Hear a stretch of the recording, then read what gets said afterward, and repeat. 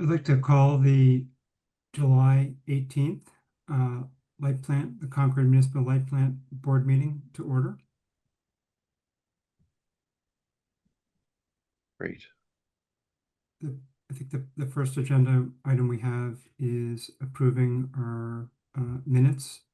Actually, the first agenda item is the appointment of a pro temp Yeah, chair. so I'll Jason, nominate John to be the pro temp chair. Second. Brian, Yes. Chris, Yes, and I'm a yes. So I'll serve in that role. I guess thank you. the first item on the agenda is the approval for the minutes for July 9th. And I distributed those yesterday afternoon. I'll move to Oh. approve the minutes from July 9th. I'll second. Chris, Yes, Brian, Yes. and I'm a yes. So with that, the minutes for July 9th have been approved. I think the next agenda item is discussion of different ownership and alternatives for the battery energy storage device that the light plant is considering. And Jason, are you going to be Yeah, giving that I'll presentation? start it off, and Laura and I will both be presenting this.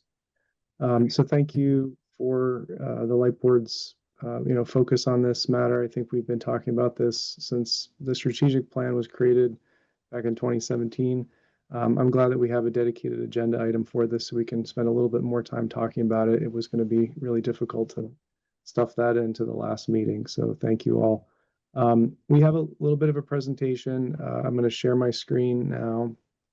Everybody can see what I'm looking at. So tell me if you can, or give me a thumbs up if you can see my screen now. Should say battery storage procurement. Yep, okay, good. So, the first thing I wanted to say is that we've been working on this project for a very long time. And, I remember when I started in January of last year, we were, discussing the battery that was needed because of the bus 2 issues. We really are at a very solar saturated point relative to a lot of other utilities. And that's a good problem to have because it means that people here are really interested in, adding their own solar and distributed energy. It does help avoid capacity and transmission costs, and it also is the only way to guarantee that the electricity is 100% clean that's being used. So, but it does create issues on a system that's as old as this and that has as many limitations as ours. We don't have bidirectional flow in a lot of places, so what power is generated on a circuit needs to be absorbed by that circuit. We have no real-time SCADA information that shows us the usage at various places in the system, and we can't push back power past our substation where we receive it from Eversource. So those limitations, we're addressing through different mechanisms. Working on a regulatory, way to allow us to push back power and then update the equipment necessary to do that, the substation, deploying SCADA, and reconfiguring some of the circuits so that what's used on one circuit might be able to be absorbed by another circuit.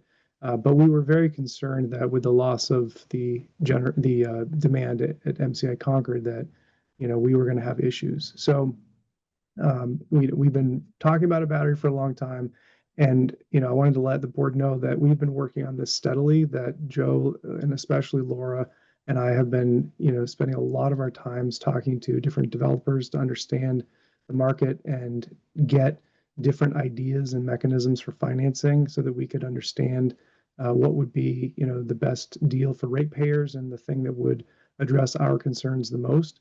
And this, to us, is probably phase 1, where we discuss with the board and get some input on a path, and then in the future, we'd probably come to the board with a very specific project in mind and look for board approval. So with that, I have about 2 slides that are summary slides from the previous presentation that I circulated that was recorded. I think these are really important just to differentiate the different options that we're talking about. So a shared savings model for battery procurement would be that CMLP does not spend any money, any upfront capital. We do not have to lead the development of the battery, get the permitting, choose the vendor, any of that. We contract with a company. They provide the battery, they install the battery, they deal with interconnection, fire safety, etc. And then once they start using the battery to shave the peaks, we basically share at some agreed upon percentage the amount of money that is saved from capacity or transmission costs or energy arbitrage. So that method is considered among the lower risk methods because it doesn't require us to pay anything upfront, unlike the other two models. So the next one that I'll talk about is tolling. So in this case, again, we don't have to do the heavy lifting up front. We don't have to build the project. We don't have to procure it. But what we do is we are on the hook for a flat payment or an escalating payment over the life of the agreement to basically utilize the battery however we want. We can use it for peak shaving, arbitrage, emergencies, resilience.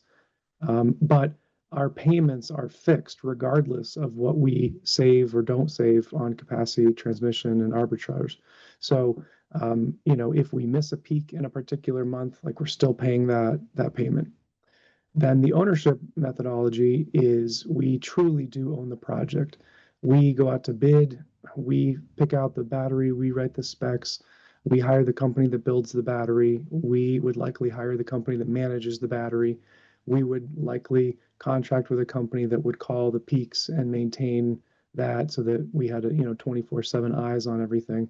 So, but in that methodology, we also recoup 100% of the costs.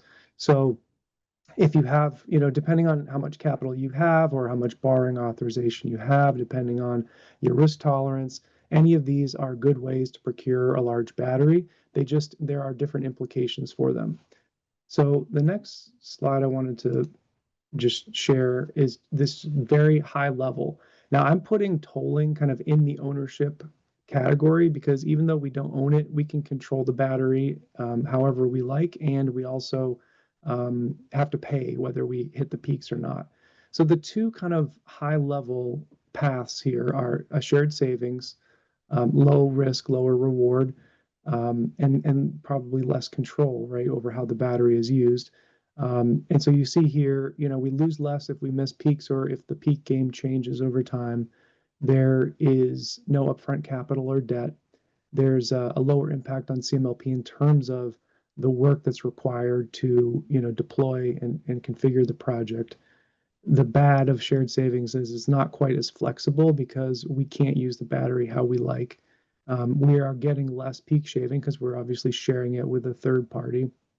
And then, we still are on the hook to compensate the company if we cause them to miss the peak. So in other words, if they were going to discharge the battery during an expected capacity transmission peak, and we said timeout because of maintenance or an issue or a problem, we are saying you cannot discharge at this time. If that happened to have been an actual peak, then we would still be on the hook. John, would you be willing to take a question? Sorry to interrupt. I just wanted to let you know Bianca's locked out. Oh, And she'd like to access, that's all. thank you. Yeah. The participant list is hidden on my screen once I started sharing, and my normal group of people who are, there we go. Or So support you aren't available. yeah, I don't see her in the waiting room. Did she maybe try a different way? Let's see here. Yeah, have her try again. I'll keep the participant list up on the, up on my screen so that if I see her come in the waiting room, the waiting room should be there. Okay. I texted her. Let me just see if there is. Says unable to, she actually sent me a screenshot. Unable to join meeting. Host has locked this meeting. Oh, yep, got it. Okay. I've unlocked the meeting. all set now. So Okay. I'll keep that participants list open so that if she shows up. Thank you for interrupting me there. Sorry. Oh, no. I'm glad you mentioned something. So in terms of the ownership model, one of the goods is that there's more flexibility. Their peak shaving is the primary way that people are saving money on batteries. Arbitrage is the next, but there are other uses for a battery, and one of those is resilience. If there's a scarcity event and we're asked to shed load, owning a battery would allow us to discharge the battery, which would thereby be the same as shedding load. Also, in certain areas, it might provide power if we're having an issue with, say, one of our feeders, or we have to shut something down. And then, another option is absorbing the solar that we have an issue with, right? So if we're dealing with solar saturation, owning a battery and controlling it, we can configure that battery to absorb the solar and, prevent any system issues. In terms of the money we make, because it's our battery, we're not having to share that savings with anyone else. So we do get all of the money from peak shaving.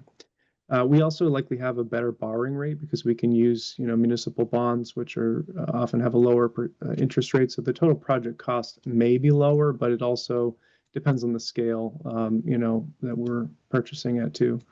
In terms of the negatives of ownership model, you can lose more money, right? We're calculating the NPV on assumptions about how peak shaving works today. And the future, as we've talked about in the past, is a little uncertain because of the number of the distributed energy resources that are being added to the system, and the potential for the way that this mechanism works could change in the future. Now, we do feel like this is not going to be a drastic overnight change. And I think, John, you even mentioned that your personal feeling was that if the ISO or FERC or anybody else was going to be changing rules about how all this works, it's not something that's going to happen overnight. It's going to happen over the process of years. But the number of batteries coming online is not something that anybody can control for. And if that starts to make peaks erratic when they hit and people don't have really long duration batteries, then it could certainly affect your accuracy in hitting those peaks. Obviously the upfront capital or debt, we do have the borrowing authorization, so we're okay there, but it obviously does incur debt, which we have to pay back the interest for. And then in terms of the amount of staff time and effort, it's definitely more complicated. And, while we will hire companies to do a lot of these things, even the process of hiring and siting is more labor intensive and a little bit more complicated. So we're going to talk about a few different proposals and actually give you some numbers here. We're keeping things anonymous. We're going to say company one, company two, because we're not in executive session, but we want to share as much information as we can so that the board can make kind of informed recommendation here. So there's two shared savings proposals. One of them actually has something very unique, which is when I was talking about the solar soaking being an advantage of ownership. We actually have a company who's willing to do a shared savings model and also do solar soaking and absorb excess solar coming off of the landfill should we expand the solar on the landfill. And then the other model is where it's just 100% focus on peak shaving. There is no added benefit for the absorption of solar at the landfill site. And then we also have a tolling option where we're going to pay a flat amount per year with an annual escalator each year. And then we have an outright purchase option. So at this point, I'll turn it over to Laura and I'll hit the next slide unless, Laura, you have anything else to add on this slide here. No, I think that's good. Okay. And Jason, if you want me, I can try my video, but I think I'll still be delayed. So do you want me to keep the video off? There's a little bit of a delay, but I don't know. It doesn't bother me because you're tiny on my screen, so that's fine. We can leave it on. Okay. I think I'll turn it off. So for those of you who are familiar with financial modeling, particularly of battery energy storage systems, a lot of these variables that we're going to go through will make sense.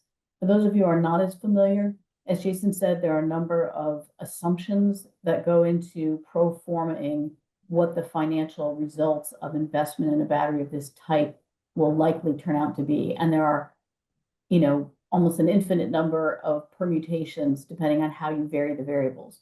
But some of the biggest variables I just want to review with you that are included in our assumptions are that we are looking at the financials over a 20-year time horizon for all the scenarios, whether it's ownership or shared savings. The shared savings deals would likely be 20-year terms, and the batteries are probably with some investment.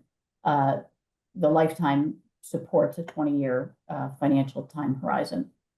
In the case of when we are borrowing the money to do an ownership model, on advice from the town, we are looking at a 15-year loan period. So the result of this is that a lot of the savings for the battery are very backloaded because we're paying interest and principal state payments in the first 15 years, but then we have a 0 interest and principal payment in year 16. The savings in year 16 to 20 are outsized compared to the earlier years, but those are exactly the years that are far away. We don't have good visibility on the way things are going to work. So that's a real kind of ding for the ownership model where we borrow the money. In the case of the tolling, it doesn't have as much of an impact because the tolling is a fixed payment either by month or by year that's steady throughout the term, so it stays the same. Another thing we modeled is how do we assume the performance of the battery will degrade over time? And for the case where we consider that we use the battery just to shave peaks, which what that looks like in reality is probably 4, 5, maybe 6 times per month, you are going to cycle that battery because you are guessing that that might be the peak day of the month. And so you're really only cycling it, you know, a few times a month. It's not every day. So in that case, we've assumed a 0.5% annual degradation for the battery. That just means that in year 20, the volume that you're assuming you're going to get a financial return on is smaller than when you started in year 1. And then we did run some scenarios with arbitrage. We're not going to share those with you today, and I'll explain why later. But in those cases, we increased the degradation from 0.5% to 1.5% because we would be cycling that battery every single day. And then the main discount rate that I'm going to show you first is 4%, which is pretty low.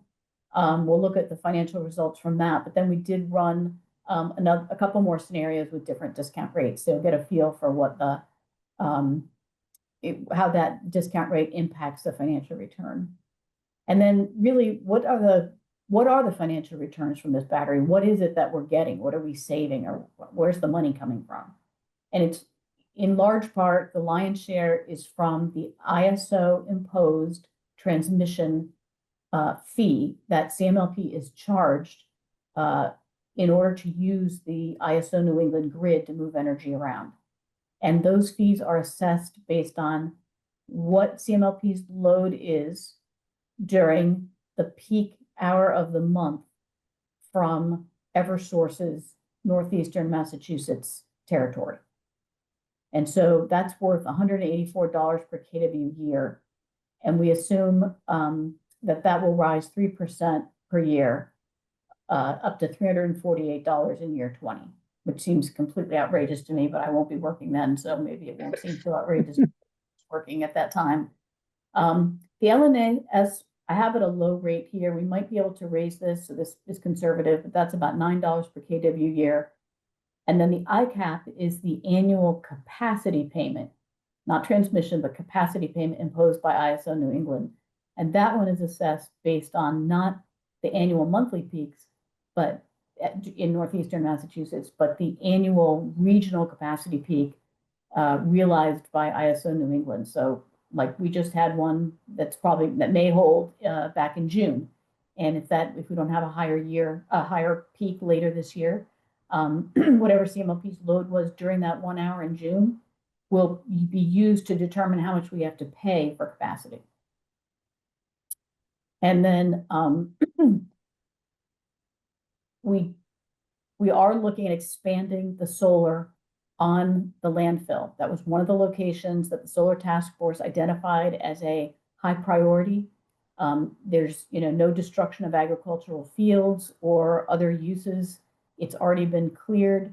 And so we are looking at expanding that solar, and we have been actively engaging with Kearsarge to talk about that.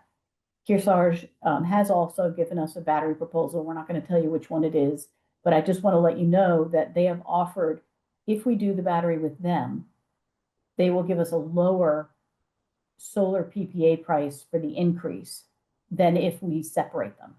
So we've modeled that in, we factored that into the model. In terms of how successful we assume we'll be in calling the peaks. Oh, this is a typo. 11 out of 12, yeah. Yeah, transmission peak success rate, that should say 10 out of 12 months, not 1 out of 12 months. So 10 out of 12 months would be 88% forecast accuracy.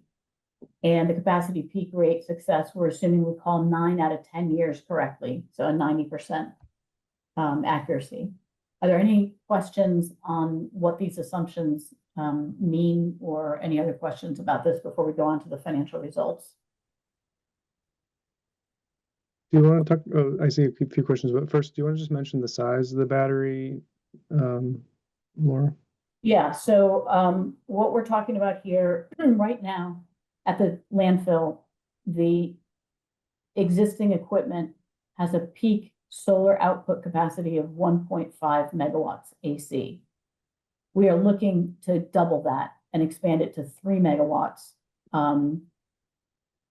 And the battery size that we're looking at is actually a 5 megawatt, 20 megawatt hour battery. And one of the reasons why we would put in a larger battery than the solar field requires is that the main savings are derived by how many megawatts you can push back onto the system during the peak. So that we want to be able to reduce our peak by up to 5 megawatts. That will save us the most money versus if we only did 3 megawatts, and you get some economies of scale by doing a 5 megawatt, 20 megawatt hour battery. And we're focusing on 20 megawatt hours because we recognize the peaks will be more difficult to call in the future years, and what suffices right now as a 3-hour battery will likely need to be 4 before too long. Great, thanks. John, do you want to take some questions? Chris, do you have some questions? Yeah, just a quick one. Federal funding or tax credits, is that figured into this at all? What kind of impact is that there? And I guess it goes further, the proposals that you have, are those vendors figuring in any kind of tax credits they might be taking? So if we know. Yeah, in the ownership, that's a great question. In the ownership model, I currently do not have any tax credit factored in. So it's kind of a worst case scenario. I probably should have at least done a toggle where we could put it in so you could see the change, and I can do that as a follow-up. We do believe that we would qualify, actually, if we built this thing ourselves, as long as we could, if we don't meet construction begun by the end of 25, then we'd be subject to more restrictions on the components of the battery and where they can come from. But we do think that likely there are still tax savings to be had. And I suspect that the offers being offered by some of the other vendors do include the assumption of a tax credit being received by them. Okay, thank you. Brian? So the values that we're going to see in the next slides are going to be skewed towards the tolling and peak shaving because they include the tax credit, but the ownership model is going to be more pricey than it could be if we did receive.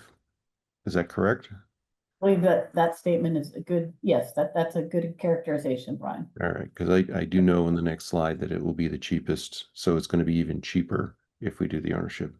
I had a question. So after 20 years, what is removal of these assets look like? What is end of life on these contracts for tolling and for peak shaving look like? Clearly, if we do an ownership model, we would be responsible for deciding what to do with it after 20 years. Yeah, so we haven't gotten into that level of detail with the vendors about those clauses and what they exactly would say. But, you know, my assumption is that in the shared savings and tolling models, the vendor would be responsible for removal and cleanup. And as you said, in the case where we own it, then we would have to be responsible for that. So I'm Do you- already hearing that in the ownership model, there's at least two things we want. We want to see with tax savings, and we want to see with post 20-year cleanup. Yeah, and also I know with the solar arrays, there's a buyout option. So after SRECs were done, we could own the arrays that were 15 years old at that point. And there was pricing in the negotiation at the beginning of the project. Is that happening with the battery? Yes, there would be buyout options in there. Okay, all right.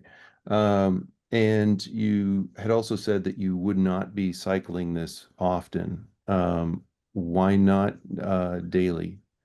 Especially if we're going with, this being owned by a third party. So the the third bullet point assumption, okay, was for the purpose of modeling the ownership option.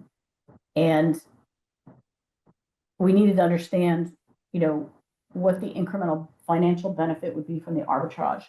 And we know that the arbitrage value is really only about 10% of the peak shaving value. It's fairly small. It's kind of the tail on the dog. And so we do know there would be increased degradation. I don't know whether it's a full percentage point, but when we modeled these two methods, Brian, the with arbitrage, when you consider the increased degradation, washes out. It works out to be about the same value as the peak shaving. So for simplicity's sake, I just said, let's show the financials as a peak shaving only scenario. But the Okay. vendors, you know, they're going to be guarantees in the contract for megawatt availability. And so they're going to cycle it as they want to, because it's their battery, right? And at the end of the day, we need to get the volume for the shared savings because that's our part. But the operational decisions about how much to cycle the battery would really be with the vendor.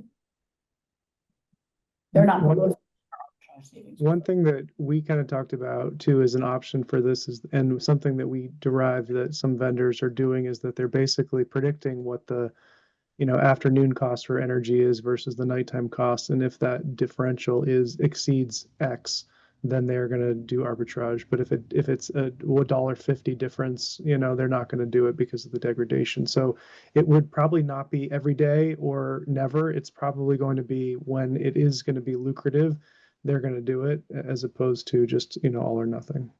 Yeah, I just want to make sure that we're not so afraid of degradation that we Right. miss these peaks that we're predicting and so forth. I'd rather we operate this battery because lithium-ion batteries will degrade just sitting there. Right. They're not, if you charge them up and you let them sit, that's a way that they're going to degrade. So using them isn't always as bad as people think. It's not a linear kind of percentage across. That's just simplicity. So as long as we're, using it pretty, half the days of a month or more, I think we'll see good value out of it and we'll see our peaks hit more often and so forth. To Jason's point, Oh, sorry. to Jason's point, right? So there's losses when you charge and discharge the battery. Correct. So you're only gonna try to use this energy arbitrage when the price difference is greater than those losses. So based on where prices are in New England, as Laura and Jason have indicated, the value you get from energy arbitrage is pretty limited. Okay. I have one final question. I'm surprised at the scale, 5 and 20. That's a bigger system than we even planned for the low load issue. This is still, we're still talking about the landfill, correct? Correct. All right. And we're not talking about what is maybe over at the bus barn. I think because we're trying to expand the solar, which creates a problem over there, that's why we're focusing on this. The WR Gray site already has, a large array as big as that land can hold. So we've been focusing on this to allow the solar expansion first. But we've had conversations with nearly every vendor that we're going to show today about that site as well. And we've had many site visits over at the WR Gray site to look at options over there as well. So this is one of X, projects, battery storage projects that we're working on. Great. All right. Thank you. Also, Brian, I just wanted to mention with regard to cycling the battery, at least two of these scenarios, one, the ownership, and two, one of the shared savings will involve solar soaking. So there will be additional cycling with that to keep the solar output on that circuit from exceeding 2 megawatts. Great. Can I just ask one quick question, Laura, which is just on the ownership model, is there an assumption on like annual cost to operate or maintenance and repair fees? Oh yeah, there's a whole big model that summarizes that. In fact, it's very similar to the model that we shared when we were looking for authorization to borrow money to build the battery. All right, Thanks. you ready for the next slide, Laura? Well, I am. I don't know if everybody else is. Sorry, I jumped in. Okay, so this is the discount rate at 4%. And what we see here is the 20-year NPV. And what this NPV is basically net income. So it takes total expected revenue or savings, in this case from the RNS, subtracts either the tolling fee that we've been quoted, or in the case of the ownership model, all of the assumed costs to operate the battery, maintain it, warranty it, insure it, et cetera, et cetera. And so every year you have a number, positive or negative, that says we're going to make this much in this year. And you look at that for each year over 20 years, and then you discount the future years by your assumed discount rate. You add them all up, and this is that number. So in the case of the toll, it's 8.1 million positive. In the case of shared savings offer number 1, it's 9.3. Shared savings offer number 2, it's 8.9. And ownership in this case, Brian, is actually only 7.8. And that may be because, as you've already pointed out, there's no tax savings in here. Although that would be offset a little bit by the post 20-year cleanup, but it should basically bring the ownership number up. And maybe we need to rerun those numbers. But one thing that makes me feel good is that we actually received 3 shared savings offers.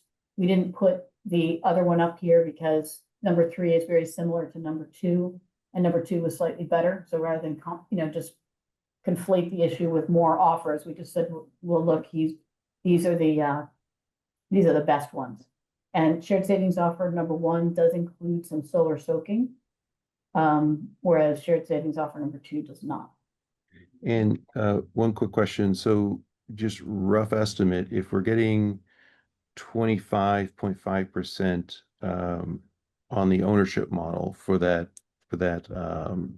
tax savings, how many millions do you think that would be worth?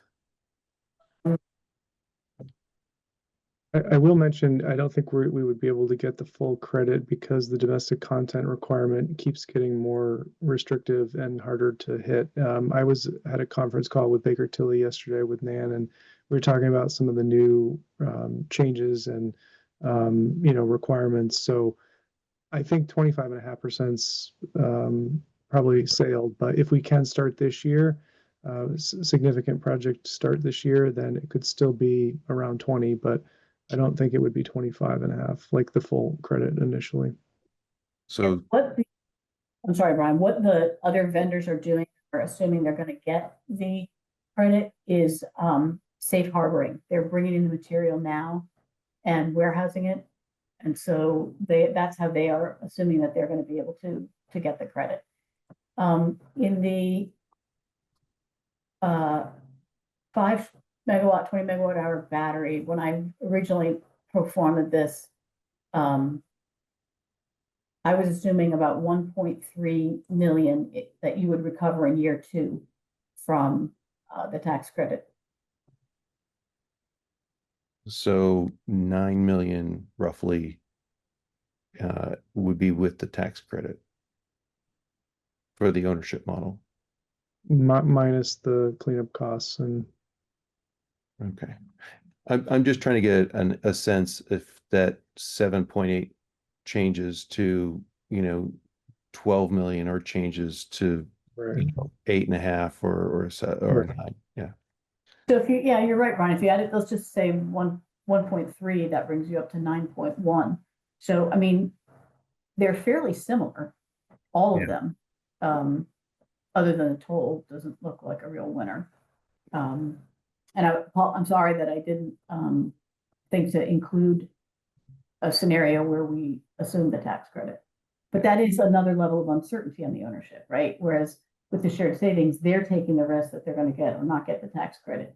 In our case, that would be a risk element. If we went ahead assuming that the ownership model would return the same amount because it was 9.1 and then we didn't get the tax credit, well then, we lose $1.3 million. I mean, that's a lot of money. Yeah, I'm wondering if we should just ask questions and then have a fulsome discussion at the end of the presentation. Okay. Sorry, that's my fault. No. All good. Chris? I guess I'll hold mine. I wanted to discuss the risk of a tax credit, but No, we'll wait. if it's a question, ask it. I don't think it's a question. Okay. Okay, then we can go on to the next slide. So here we've just shown a few different discount rates. On the top left is the chart you just saw with the discount rate of 4%. If we increase that to 10% over all years, you can see how much that impacts the value, right? When you are discounting future expected savings more, then you're saying your current year total anticipated savings are basically quite a bit lower, almost half. But the relative positions of the different offers doesn't really change much. You can see shared savings offer number 1 still at the top, followed by number 2, followed by toll, followed by ownership. Now, John had originally asked me to consider some different discount rates. And John, the one I ran is not the one you asked for, unfortunately. You asked for apply different discount rates to the different options here, the toll, the ownership, based on their riskiness. Instead, by mistake, I was thinking you asked for something else, and I originally ran these numbers where I changed the discount rate by year. So instead of assuming a flat 10% for each year, I said the early years, well, we're pretty sure the peak shaving rules are not going to change. So let's use a 4% discount rate. But by the time we get to year 20, we're pretty uncertain about what that future is going to look like. Are we still going to be assessed capacity and transmission costs the way we are today? How hard is everybody going to have batteries? It's going to be impossible to guess the peak. So increasing that assumed discount up to 50% in year 20 results in the NPVs you see on the left, which are even lower than the steady 10% discount rate. And the ownership model in particular suffers the most. Again, for that reason, I said that the financing costs fall off in year 15. And so most of the value on the ownership is in the back years.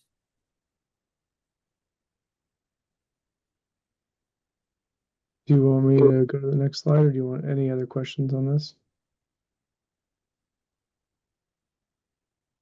All right. So we've talked a lot about numbers today, but as I mentioned, when we started talking about batteries, it wasn't because we urgently wanted to get into the peak shaving game, although that is something that will benefit ratepayers if we have it in place. The primary motivation for looking at a battery at this site was that we have solar at 1.5 megawatts that we can take. We're looking at doubling that to a point where we're not sure that the circuit can absorb it. Now, in a couple of years, we expect to not be as worried about that, but we are worried about that right now. And it does create a potential issue if we were to add a battery on this site that we didn't control. For example, like shared savings option number 2, that company just wants to peak shave and they're not focused on anything else. If they get word that the peak is at a time when the solar is producing, they're going to want to discharge the battery at that time, and that could cause problems to us. So some of these other considerations are things that I think are worthy of talking about. One of them is, if you have a battery developer who's the same as the solar developer on the site, there are advantages to that, right? So if there's a problem, a power issue, we know there's one point of contact. They also will have data about the solar. So they'll know, in terms of total system output, they can regulate that in a way that multiple vendors could not. Can the battery be used to absorb the solar? So the 3 of the options that we presented, shared savings 1, tolling, and ownership, we can do that. We can program that battery. Now, I will say again, if we don't have real-time data, we're going to have to find a workaround and look at see what the export is and try to marry that. So it's a little bit more complicated, but still definitely possible. And then, how much control will we have for alternative uses? This is not our only bite at the battery apple. This is just our first one, but it does beg the question, when you can control a battery, what else can you do with it, and what other situations might we want to discharge a battery in? As we've talked about a few times, peak shaving has changed and will continue to change for a variety of reasons. And that adds to the risk. I think, risk is a big point of this conversation, to see what people's appetite for risk is, because I think it really will guide the path that we're looking to go down. And then one thing that we don't know, is how much work is this on staff to procure? I can tell you we're going through the procurement right now for the solar at the middle school. It's a lot of work, and that's just to hire somebody to do something, when we have to coordinate with the school, when we have to work with attorneys, when we have to talk to stakeholders, even hiring other people to do something, it takes a lot of time and effort that we don't staff, to project support levels. We staff to sort of maintenance levels. So, what is this going to do for us in order to keep hitting our other milestones for SCADA, to get the time of use, to get the other projects done that we're trying to do? So I think that's our last slide, and I think I'll stop sharing, and then maybe we could have a discussion and talk more about the overall project, the risks, and any other questions that the board has. Do people have questions, comments? I see Bianca's hand. Bianca? So for me, I'm very much in favor of the offer 1. Seems like to me that that's the best way to go. But I also wanted to share some thoughts about the ownership model, a few of the other downsides that we have not discussed, and that's more on the financing side. And I think it came up in discussion, was it last year or the year before last? I can't remember now.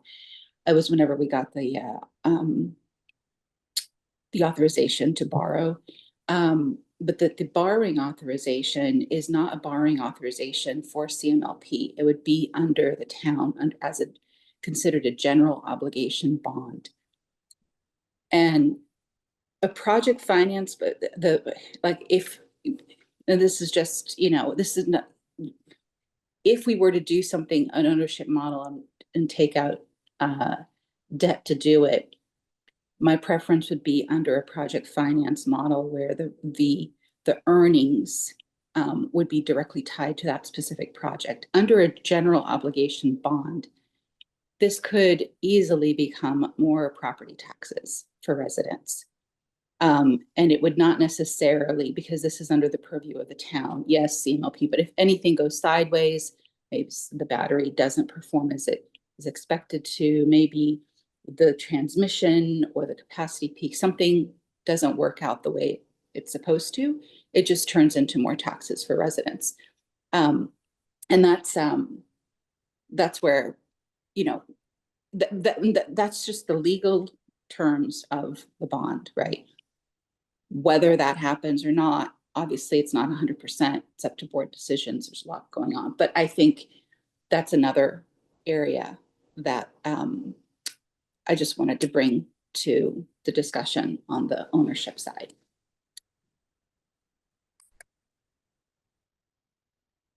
Other comments, questions?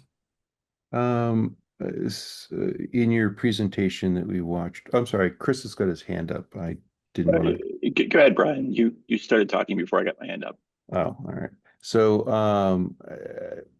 in the presentation that you posted to YouTube, I heard many references to staff being wary of basically getting involved in the day-to-day activities of the battery, deciding when to charge and not discharge.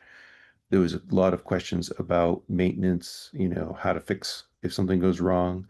I like the finances. I'm more willing to take the risk of ownership, but in this case, I can see the value of the shared savings models, and especially the one where we partner with the existing solar developer, because having that single entity, having someone responsible to maintain the battery should it break, having someone that is, um, has an aligned interest financially to hit those peaks and to save us as much money as possible. I think that is a good model.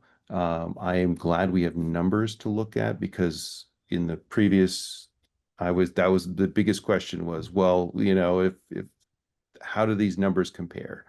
They're not as bad as I'd assumed.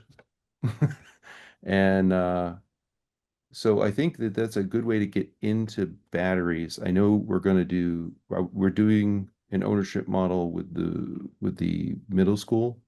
Is that still the plan? Yep. And we've got a potential ownership model with WR Grace. I think this is better done with the sole developer and ensure that they're there to maintain things and hit the contractual targets that are laid out. So those are my thoughts. I do want us to get into ownership models, but like with solar, we did the big solar arrays with a developer. That has worked. We have a buyout option should we decide to do it. I think this is a good way to start. John, can I just say one thing in response to Brian's comments? Please. I would be remiss if I didn't mention that the numbers that you see were not, we called up somebody and asked for some numbers. This has been months and months of negotiation, conversations, competitive process to try to tease out what our needs are and our requirements are and what certain developers can do. And a huge amount of credit goes to Laura for coordinating so many of these meetings and for Joe for the site visits too. But, I think that we could not have come to you with numbers like this for these options without many, many months of hard work. So I thank all the staff involved in the process. And Laura's big brain. Chris. Yeah, so I came into the meeting today kind of open-minded, thinking it could go either way. And I guess at this point, I'm leaning towards the shared saving approach, and a couple things that are high in my mind. So the tax credit uncertainty is one piece. In other contexts, I've seen towns that did things last year struggling to get money they were entitled to without having to call lawyers and go to court. And so even if we think, the rules are such that if we got in place, started this year, we would get something, it's not clear that somebody would actually write us a check. And so my only concern there is that we don't have any sort of contingency in the shared savings where the vendor would be able to say, hey, we didn't get a tax credit, so your price went up. We should be careful about that. And then the other thing that came to my mind, so I mean, usually my thinking is the ownership is the right way to go, because there's a reason a business wants to do a shared savings. They're going to make some money, so there's more money there if it's managed and done correctly. And the difference often is that, well, in the past it was that an entity like CLMP or the town couldn't get a tax credit, whereas a vendor could. So then it became pretty obvious that you wanted to do a PPA or shared savings type of thing. but I think we're kind of back in that situation again with the tax credits. The other thing that came to mind during the discussion is that the potential extra staff time that would be associated with managing this versus having a vendor there. And I assume in this calculation we've accounted for some of that, but it could be highly variable. And so I think that's another risk with the ownership model, that you just don't know how much of a time sink it's going to end up being. And if we end up having to add staff because we need people to manage the batteries, then we're not winning with that. So I'd lean towards one of the shared savings. Yeah, I'm just going to offer up a couple comments as well. I mean, so my gut, Chris, is similar to yours. I would expect that the ownership model would actually show the most attractive net present value. And maybe because we don't have the ITC fully baked in there, that's one reason. But the point is that, as has well been made, there's a higher risk associated with that. From a financial analysis perspective, a higher risk should reflect a higher discount rate. So with that higher discount rate, that's going to drive down the net present value of that alternative. So I think that's going to make the shared saving alternative look that much more attractive. I think, Chris, from a commercial perspective, the point you raise in terms of I would expect vendors would be trying to push back on us. The ITC risk, that's right, something that they can't ultimately manage. So I think that's one thing that we're going to have to be very careful about.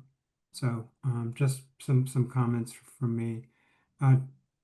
Can I ask a Cameron? question? I'm not gonna, Yeah. the board will make the decision, but just for me, from a strategic point, just it's a question around how does the pursuit of pushing power back to the grid, does that sort of tie in any way to kind of what our assumptions might be, or how we might be thinking about sort of the whole peak shaving thing if we have that as another tool in the toolkit?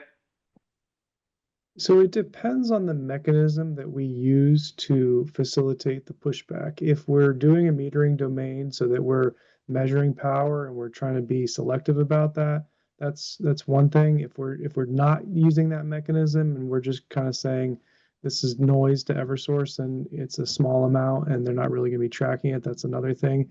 It would take a lot of batteries for us to generate enough power to start to push back, with intentionality to affect our, like the regional transmission and capacity peaks. So it's really, we're talking about offsetting our own demand by an amount and Concord's share of what we're paying. So we'd need, again, many batteries at this size to get to the point where we're talking about pushing significant amounts of energy back. I think that what it does do is it lessens our fear a little bit that if a battery company wants to discharge at a certain time, that we can really let them do it anytime, and that if they inadvertently create too much power on that bus, that it can push back without any concerns. So, right now we wouldn't want two 5 MWh batteries on the same bus, because if they both discharge and we can't push back, that would be a problem. But right now, one on each, is probably fine, because the peak demand when they're pushing back is likely very high in Concord. We've looked at a lot of data, actual meter data, to see that. We've also got a lot of solar data from the PPAs and from our own data to kind of determine when we look back, right? When were the peaks called? When were they going to be discharging? We don't see any evidence that these batteries will be pushing back on a regular period. Just to add to that, to put some numbers to it, we looked at some data from May and June where we do have the hourly data on those buses. And during the peak hours, even in those shoulder months, you're looking at something like a local load of close to 15 or 20 megawatts versus the 5 megawatts that it would be reduced by fully discharging the battery. So, one battery, as Jason said, could really fit. You might be able to do two, but more than that, then you're looking more at the push back risk. The other thing I'll mention before maybe we go into any other discussion is there's a great question by Carlin last month about what are other MLPs doing in regards to some other conversations we're having. And I'll just mention that a lot of MLPs have been getting into the battery game lately. And I can tell you, I only know of 2 towns that have purchased a battery. And so I think it's Sterling and Braintree. Braintree ended up giving or selling its battery to a company to manage because they weren't seeing the savings that they had originally anticipated. Sterling's battery was purchased with a very lucrative grant from the state and federal government. So most of the other agreements that we're seeing, in again, I could probably list off at least a dozen that I know of, are all doing shared savings models, including some of the really, really big batteries that are proposed in Peabody and other places. And the Sterling battery is like 12 years old now. Small. Yeah, exactly. And it's small as well. It was a pilot. Yeah. Yeah. That money is long gone. Right. Yeah, I mean, I think that the ownership model, as John said, there's a reason why these companies are getting into this. It's because there's money to be made. And I think that when the other MLPs look at their resources and their appetite for risk and what could happen to ratepayer money, And the other thing I'll just mention in response to Bianca's question about the financing, the light plant itself would have to sort of default and fold for these general obligation debt to have to be carried by the town. It's really a backstop if there is no light plant. So she's right that if it goes south in the ownership model, we would have to pay for it, but that money would come from ratepayers. And oftentimes ratepayers and taxpayers are the same people. So I think I understand the point.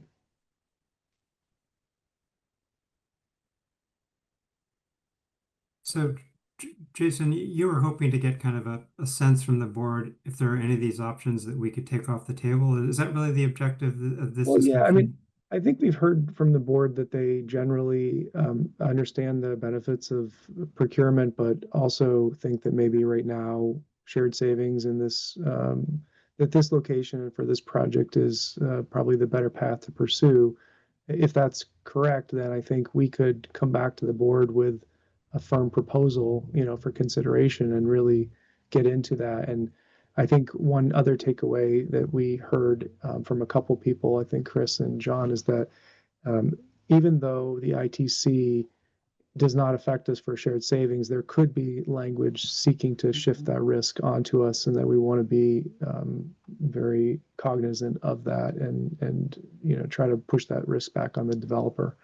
Again, as Laura mentioned, a lot of these folks have their batteries on site or their primary components on site, so they're not as worried about that. But one of the versions of the legislation that just passed recently did include clawing back a lot of this money. So there is a risk to that, even if they've taken all those precautionary measures, that it could still go away. So I still believe the risk is real. Laura has something to say. Yeah, I just wanted to clarify, John, I think, based on the discussion today, I agree with everything Jason said. It would be helpful, given the urgency that some of these developers are feeling about the ITC. They want to ink deals very quickly so that they can have the backstop to go finance the purchase of this equipment to onshore it to safeguard, or at least in their opinion, safeguard the ITC. So I think aspirationally, if the board will bless allowing the light plant to pursue a definitive agreement with shared savings number 1 offer that we can bring back to the board, I mean, even as quickly as next month's meeting, if possible. I know that would be preferred from the developer's perspective, and probably, again, because it lowers the risk for them, it's beneficial for us as well. I guess is the board, do board members feel like we're at that point? I mean, because what you're suggesting, Laura, is, what I've heard from the board is that they've blessed shared savings as appearing to be the preferred route in terms of what it offers for returns and its overall risk profile. But what you're suggesting is more to pursue one of the shared savings options. Is that right? Well, I think we would never want to give up the competitive process, and that we would take this down to the line with the 2 best offers at least. I mean, one to backstop us in case one falls through. Okay, right? great. But yeah, to continue to try to, but get down into more of the details that some of which have been asked about today.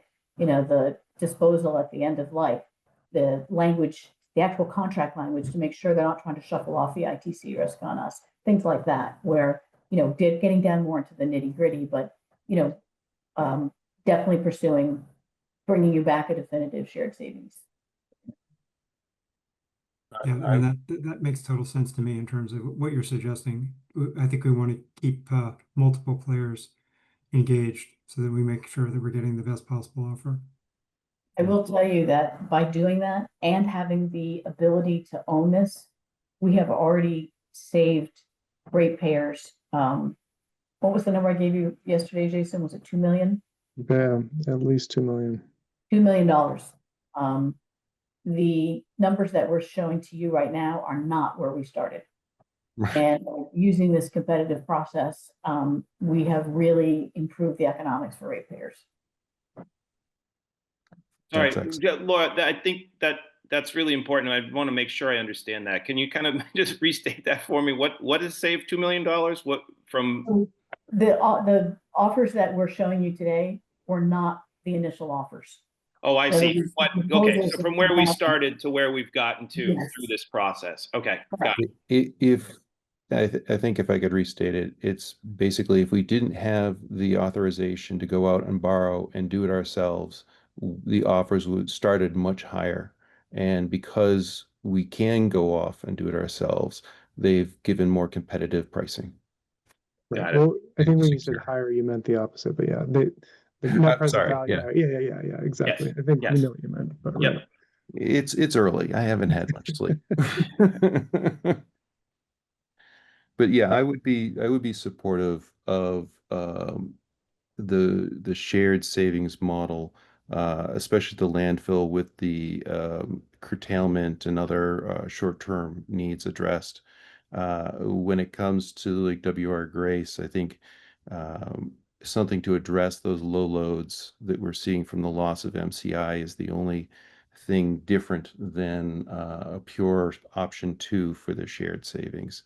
As long as our special needs are addressed, shared savings model seems to make a lot of sense.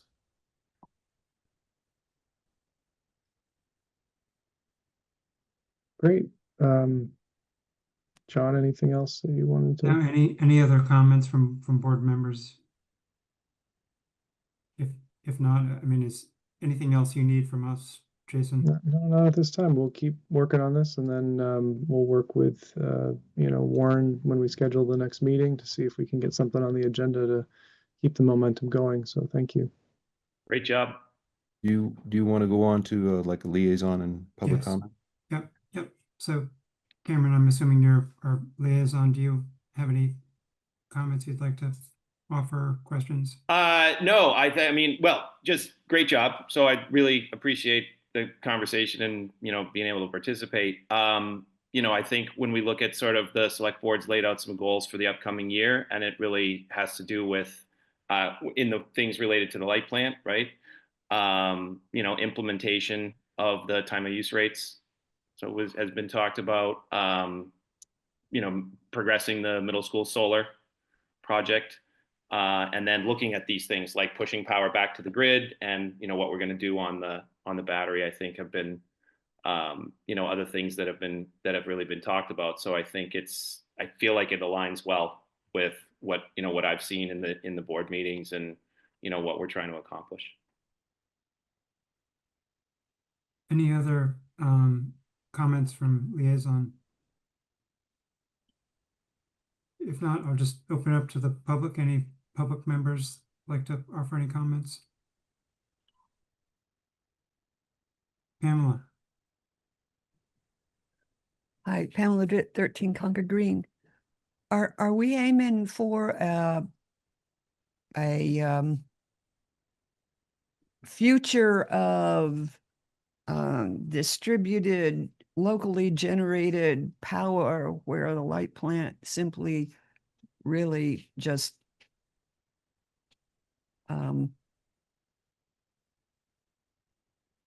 distributes it for runs it for us so that we're not that we're not just buying from outside? Or is there ways that we are able to incentivize local solar and battery installations and then make us with a local virtual power plant, virtual peaker plant, so that we save massive amounts of money for everybody, but so that we can have, is there a way that we can make it more expensive to heat with gas by subsidizing our residential electric use and make it there thus cheaper for everybody? I don't know if I'm being very clear. Never mind.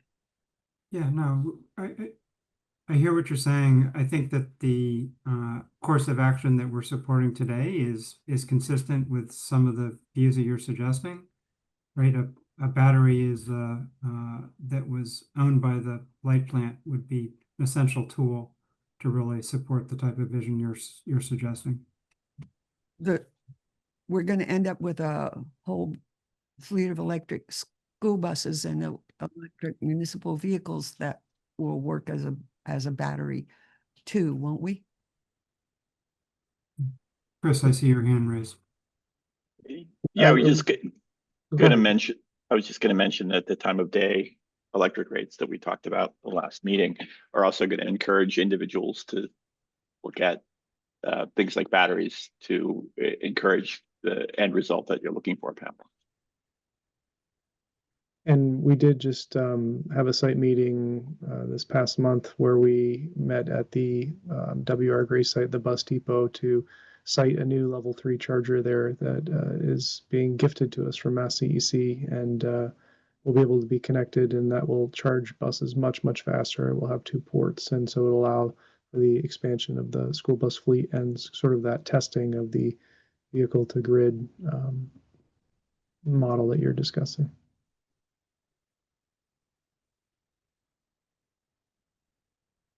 Nope, I think you're muted, John. Yeah, Carlin Reed, I see your hands raised. Thank you. Pardon my ignorance. What's the difference between time of day and time of use? I feel like I'm hearing them interchangeably, but is there a significant difference? No. Okay, good. That so- makes me feel much better. Thank you. In our meeting with the consultants, it was SMUD, sorry, it was SMUD. We heard that they had done customer with a focus groups, yeah. and they preferred to hear time of day versus TOU. So suddenly we kind of adopted it.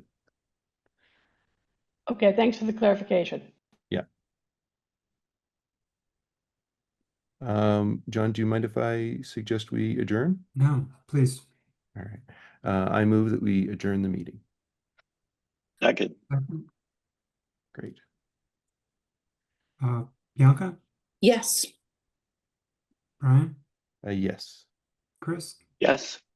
and I'm a yes. Great. Thank you. Thank you all. Thank you. Have a good day. Thank you.